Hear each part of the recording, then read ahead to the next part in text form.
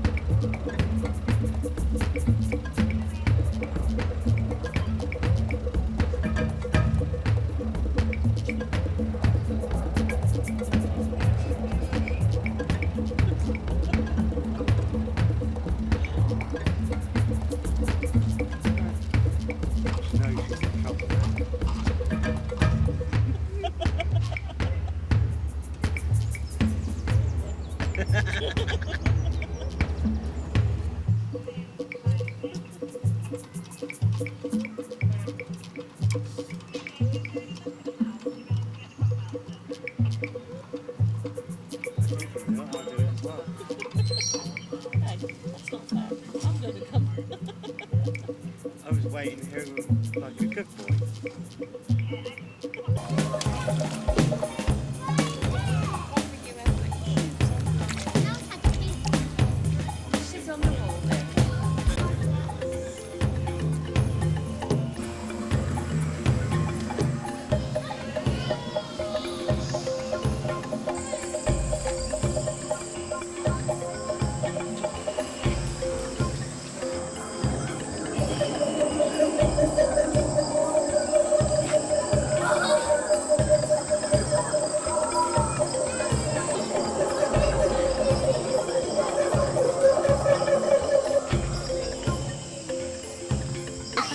He's scared, that's why he's in the bucket. That's alright. They only eat jam sandwiches, so you don't need to worry. You only eat jam sandwiches. Right. There you go, Josh. Have a good day, guys. He's waving away now. Hello, do you want to say hi to him? This is Reggie now. He's a baby velociraptor. And he's really, really friendly as long as you stroke him right on the end. Do you want to have a go? Go on, Anne. Let me get my video up. Go on, Anne. As long as you touch him right here. Wow.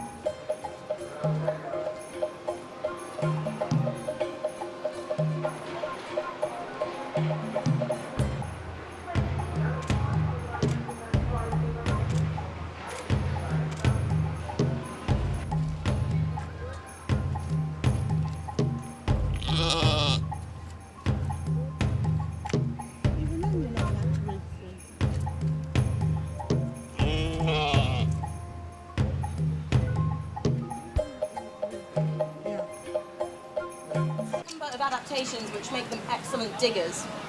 So unlike us, they have an extra eyelid which is clear. They can close this while they're digging underground and it prevents them getting any soil or dirt in their eyes, any debris of any sort, and they can still see while they're underground.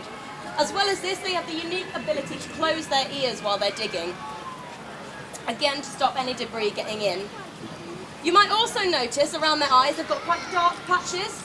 These act like built-in sunglasses. So obviously these guys here are in the blazing sun in Africa quite a lot, and whenever they're out, the sun glares off their fur, so these built-in sunglasses just stop the glare going into their eyes.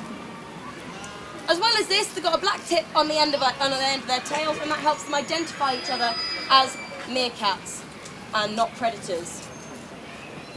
So a group of meerkats is known as a mob.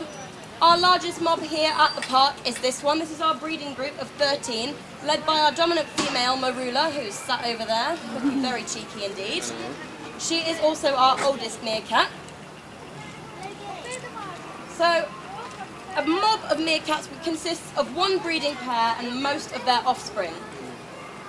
Mum and Dad will not allow their offspring to breed, so all of the mob consists of just them and their offspring, and no other cousins or nephews and nieces. They control this using hormones, and they will not let their children breed. So our Marula's oldest daughter is Kinkajou, and Kinkajou is this one just here with the nice brown splodge right on top of her head. Now Kinkajou is very important in our mob. She has a unique job, and just like with us, nothing comes free in the animal kingdom. So Kinkajou has a unique job as sentry. She will usually be seen standing on top of one of the termite mounds looking out for danger. If she spots anything, she will start a high-pitched bark, at which point all the other guys will dart down into their tunnels or under their log. And she will continue to bark, standing at the entrance herself, coming closest to danger, and she will bark until the danger is gone. As soon as she stops, the others know it is safe to come out. So this job is known as the sentry, but there are also other jobs within the group. So Mum and Dad breed constantly, and they can have quite a few pups in a year. And quite frankly, they just can't handle them all. So the gestation period of these guys is about 11 weeks, and they can have anywhere between 2 and 7 pups per litter, which means they can have up to 33 offspring each year. Living up to about 15 years, that's a lot of offspring. So a lot of the brothers and sisters end up acting as babysitters for their younger siblings. And the females in particular are actually able to lactate to feed the young that the mum and dad can't feed themselves. So another important job is foraging. All animals love to hunt, especially these guys, and they eat mostly insects and small invertebrates, whatever they can get their little paws on. As well as this, if they have the opportunity, they will eat fruit and vegetables, and if they are really feeling hungry, they will occasionally steal eggs, but this can be a very risky process for these guys, because quite often the eggs they find on the ground belong to snakes, and snakes are their natural predator. So this is a very high-risk food, and if they do want it, they must be very hungry. As well as snakes, they're also at risk from predators such as birds of prey, and also jackals in the wild. So it is Kinkajou's job to look out for jackals, birds of prey, and snakes, but honestly here she doesn't see a lot of those.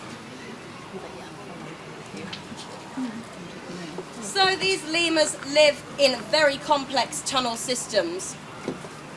These tunnels can be up to 8 foot deep, and that is about, me standing on here, this deep. For such little guys to be able to dig that deep underground is quite incredible. They can actually shift their own body weight in sand in just a few seconds. As well as this, these tunnel systems consist of many different chambers and openings.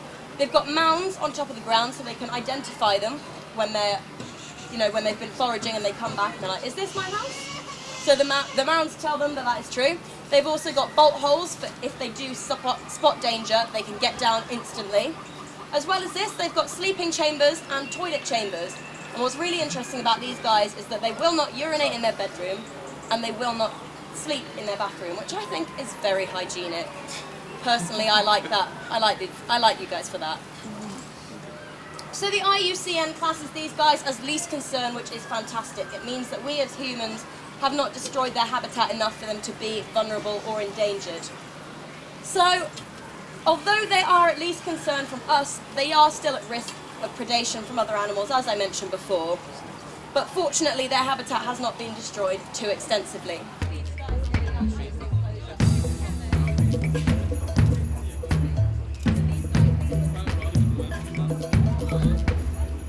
10 metres at her longest, about 33 feet.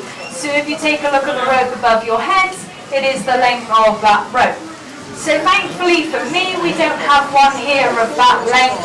The longest one that we've got, she's between 5 and 6 metres long. So she's not going to threaten me too much, not compared with that. So she's called Nagini, if we've got any Harry Potter fans in the audience, as I am a massive fan as well. But even just watching her eat is truly amazing, because she can manage to put away 4 rabbits of this sort of size, just one after the other. She doesn't really care. She'll just take as much as we give her.